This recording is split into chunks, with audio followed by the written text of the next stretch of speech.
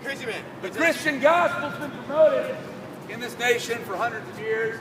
You people are rejecting the gospel. You don't want to get rid of your sin. Hey, can I You test don't you? want to live holy. You know a lot about that Bible right now? I know a lot about this Bible. When was it really constructed?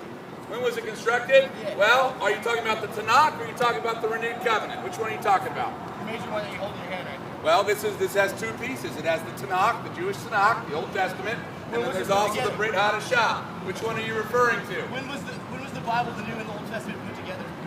They were put together in the early 1st century. How about like 312? Yeah, you need to, no. 325C was the Council of Nicaea. It was actually, we have fragments that go way farther back to the late 1st century.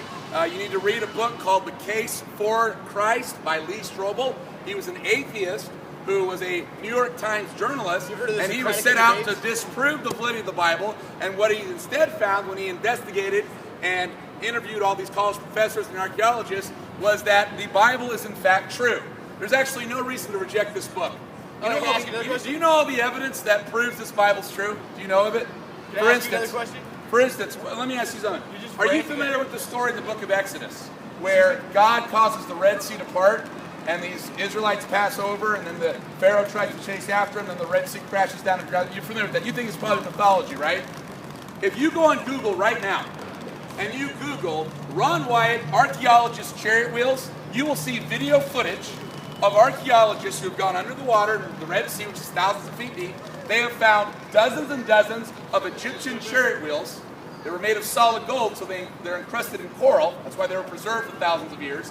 And the archaeologists, who, by the way, do not believe in the Bible, they dated these chariot wheels to the same dynasty that the Bible said Moses lived in Egypt. Now, I have a question for you. How do you modus ponens proof of the Bible? Modus ponens. It's a basic, logical, mathematical argument that we use to prove things logically in our society, right? Right. You ever heard of it? I'm familiar with the steps of logic, yeah. Heard of? Prove the Bible.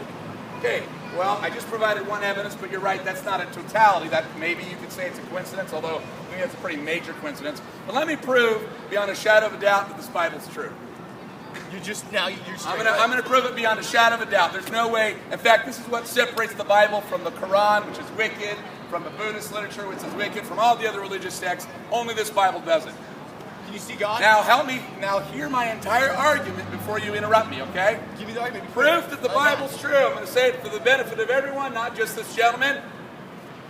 In Daniel chapter 9, which is dated by even secular archaeologists to somewhere between 500 and 200 BCE, so even archaeologists that don't believe in this book, I'm fucking lost. Daniel makes a prophecy.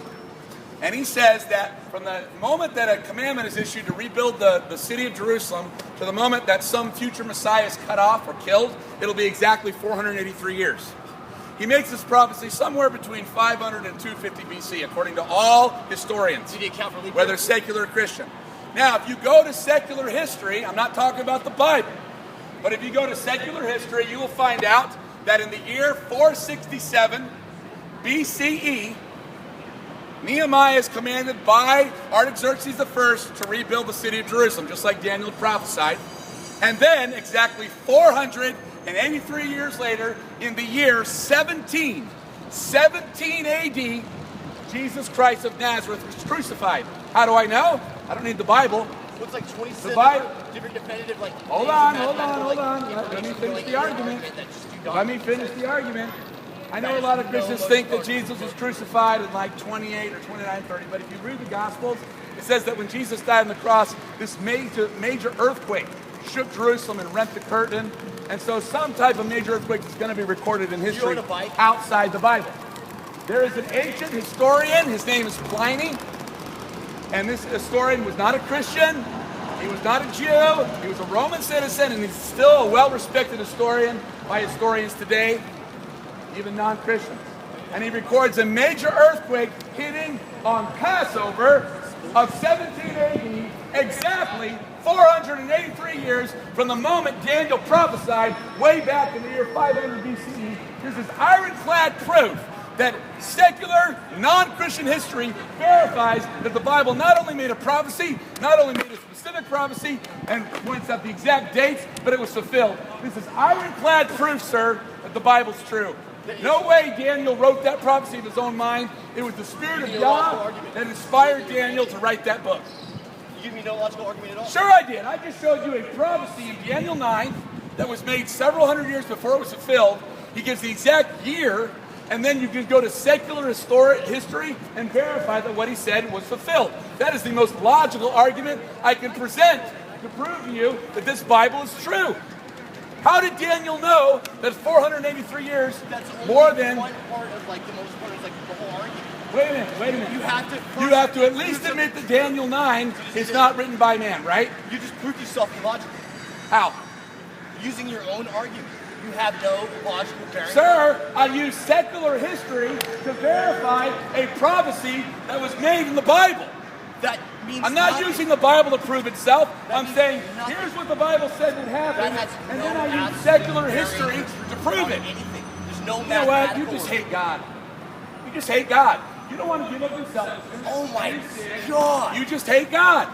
It's You're all just determined to deny this book no matter what. I gave you am. one of the most logical Okay, I arguments to believe the Bible. I showed you a prophecy in the Bible. Then I went to secular historians who do not believe in the Bible, No. who recorded You didn't historical give me an events. argument. You just ranted some crazy statement that made no sense at all. Sir, you just hate God. No, that doesn't If you're make too sense. stupid that you can't understand this argument, it's because sin makes you stupid. That's the issue. No, I went to Sin, I do, did logic. do you masturbate? Yeah, doesn't everybody? You should. Okay, you know what masturbation does to you? It's no, not everyone does. Those who love Jesus don't masturbate. You ever had a wet Masturbate dream? causes your brain to be foggy. You ever had a wet dream? And brain. I'm not talking about a nocturnal emission that you have no control over. I'm talking about Body effects I'm of talking about masturbation. willfully masturbating. You've just admitted you're a You do have masturbator, control so over no it. wonder you yeah. can't understand the I logical have- argument I'm bringing to you, because masturbation causes you to have a foggy brain. It's wicked. You're committing adultery. You're having sex with yourself because you're having sex with the same sex. You exercise In fact, well? the masturbators of today are the homosexuals of tomorrow. You need Daniel. to repent. Daniel. Exercise well, man. Now, Scripture says this. You're the says this. stupidest logical argument. That Like, if you love God, you will not sin. you hate If you love existentialism. Jesus, you will not masturbate. You will not lie. You will not cheat. Daniel. You So will not called me steal. stupid. You will not You in any way sin, You because made it an says argument on my in sexual 1 John orientation 3, and 6 to other 11 practices. that those who love And, Yahweh. sir, now I want to issue a harassment Yeah. charge. Here. Here. Stuff like that. Yeah, I don't and mind what yeah, you're if you doing, continue, it's man, I'm gonna have to call the cops for harassment. He has called me stupid. He has messed with my sexual orientation, and that's definitely a hate crime. I know that by the law. I don't know about the Bible, but I know that's not what I like. Huh? But no, I asked him for a logical argument, and he called me stupid, and then asked me some questions and made all kinds of crazy, rude.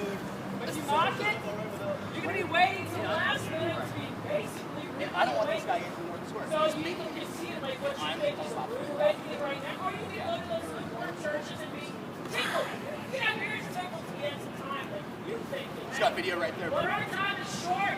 It's not time to play games. We're not in a place of playing games. Hey, do you not videotape me? It doesn't break the law to call you a name.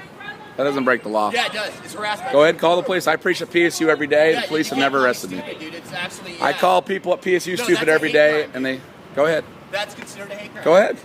And why did you do that? I asked you for a logical argument, man. Joshua called people names in Matthew 23. Matthew I 23. didn't Jesus ask you for Christ the calls Bible. people names. Can you like talk? And All right, I'm gonna respect you and just ignore you from now on. Joshua commands us to live without sin. Never. Joshua commands us to live without Take sin. a math Here you class, go. dude. Take a philosophy class. And he Take says an that if you astronomy love class. God, Take an you archaeology will class. not sin. Take an ecology class. This is in 1 Take John any 3, class. 6 to 11. It also says in the book of Hebrews, have you striven unto death, Why? I'm just giving him like resisting sin. great advice. So now I know a lot of Christians will promote this lukewarm gospel where it says, well, I love Jesus, but I'm still going to, look at porn every once in a while, or masturbate, or lie, or cheat, or steal, or all these things. But you know what? No. God demands us to live Oh, holy. no, this is just like this is like. And that's the power of Jesus Christ. That's the power of working. When we truly need the Messiah of Israel, guess what? He's so transformed to our heart that we would rather die than that sin becomes like vomit to us. We say, Yah, I love you so much that I do not want to sin. In fact, one of the best illustrations of someone who loves the Messiah and loves the commandments.